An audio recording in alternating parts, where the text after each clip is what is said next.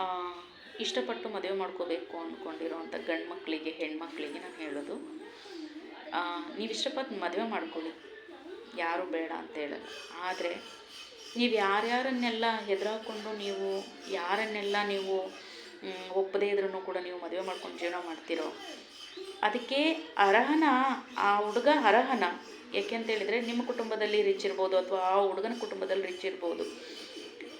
ಮದುವೆ ಮಾಡ್ಕೊಂಡ್ಮೇಲೆ ಅವ್ರ ಮುಂದೆ ಏನಾದರೂ ಒಂದು ಸಾಧಿಸಿ ತೋರಿಸುವಂಥ ರೀತಿಯಲ್ಲಿ ಬದುಕಿ.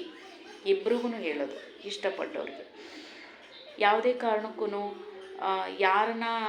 ಯಾರು ಒಪ್ಕೊಂಡ್ರೇನು ಯಾರು ಬಿಟ್ರೇನೋ ನಾವು ಇರೋದೇ ಹೀಗೆ ಅನ್ನೋ ಥರ ಬದುಕಬೇಡಿ. ಇಷ್ಟಪಟ್ಟು ಮದುವೆ ಮಾಡಿಕೊಂಡ್ರು ಹಬ್ಬ ಹಿಂಗೆ ಬದುಕಬೇಕಪ್ಪ, ಬದುಕಿದ್ರೆ ಇಷ್ಟಪಟ್ಟು ಮದುವೆ ಮಾಡಿಕೊಂಡ್ರು ಜೀವನದಲ್ಲಿ ಏನೆಲ್ಲ ಸಾಧನೆ ಮಾಡಿದರು ಅವರಿಬ್ಬರೂ. ಈ ಥರ ಒಂದು ಒಳ್ಳೆ ರೀತಿಯಲ್ಲಿ ಬದುಕಿ ಸಾಧಿಸಿ ತೋರಿಸ್ಬೇಕು ಒಂದು. ಆಮೇಲೆ ಇನ್ನೊಂದೇನು ಅಂತ ಹೇಳಿದರೆ, ಪ್ರೀತಿಗೆ ಅದಕ್ಕೆ ಆದಂಥದ್ದು ಒಂದು ದೊಡ್ಡ ಸ್ಥಾನಮಾನ ಅಂತ ಇದೆ. ಅದನ್ನು ಕೊನೆವರೆಗೂ ಉಳಿಸ್ಕೊಂಡು ಹೋಗಬೇಕು. ಗಂಡಾಗಲಿ ಹೆಣ್ಣಾಗಲಿ ಕೊನೆವರೆಗೂ ಉಳಿಸ್ಕೊಂಡು ಹೋಗಬೇಕು. ಪ್ರೀತಿ ಅಷ್ಟು ಸುಲಭವಾಗಿ ಯಾರ ಮೇಲೂ ಬರಲ್ಲ. ನಂಬಿಕೆನೂ ಯಾರನ್ನೂ ಅಷ್ಟು ಸುಲಭವಾಗಿ ಸಂಪಾದನೆ ಮಾಡ್ಕೊಳ್ಳೋಕ್ಕಾಗಲ್ಲ. ನಂಬಿಕೆ ಅನ್ನೋದನ್ನು, ಆ ನಂಬಿಕೆನ ಕೊನೆವರೆಗೂ ಉಳಿಸ್ಕೋಬೇಕು. ಪ್ರೀತಿಯಲ್ಲೇ ಇರೋದು ನಂಬಿಕೆ ಒಂದು.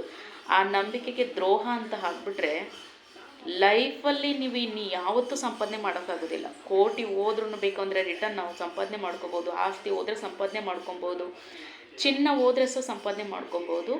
ಆದರೆ ನಂಬಿಕೆ ಅನ್ನೋದನ್ನು ಕಳ್ಕೊಂಬಿಟ್ರೆ ಲೈಫಲ್ಲಿ ಇನ್ನು ಯಾವತ್ತೂ ನಾವು ಅದನ್ನು ಸಂಪಾದನೆ ಮಾಡ್ಕೊಳಕ್ಕಾಗೋದೇ ಇಲ್ಲ. ನಾವೆಷ್ಟೇ ಪ್ರಯತ್ನ ಪಟ್ಟರು, ಕೋಟಿ ಕೊಟ್ಟರು ಆ ನಂಬಿಕೆ ಅನ್ನೋದು ಬರೋದೇ ಇಲ್ಲ ಮನುಷ್ಯನಿಗೆ.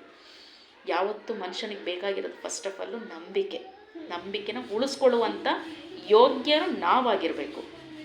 ಇನ್ನೊಬ್ಬರು ನಮ್ಮ ಮೇಲೆ ಇಟ್ಟಿರ್ತಾರಲ್ಲ ವಿಶ್ವಾಸ, ಅದನ್ನು ಉಳಿಸ್ಕೊಳ್ಳುವ ಯೋಗ್ಯತೆ ನಮಗಿರಬೇಕು. ಆ ಯೋಗ್ಯತೆನ ಕಳ್ಕೊಂಡು ಬದುಕಕ್ಕೆ ಹೋಗಬೇಡಿ. ಈ ಭೂಮಿ ಮೇಲೆ ಹೆಚ್ಚಾಗಿ ಬೆಲೆ ಇರುವಂಥದ್ದು ಅಂತೇಳಿದರೆ, ಪ್ರಾಣಕ್ಕಿಂತ ಹೆಚ್ಚಾಗಿ ಇರುವಂಥ ಬೆಲೆ ನಂಬಿಕೆಗೇನೆ.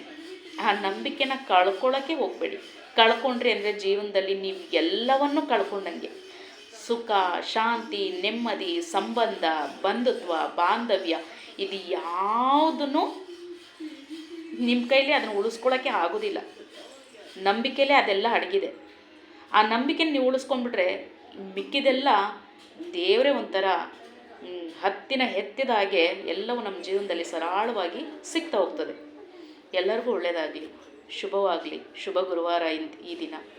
ಎಲ್ಲರೂ ಚೆನ್ನಾಗಿರಿ, ಒಳ್ಳೆ ಥರ ಆಲೋಚನೆ ಮಾಡಿ.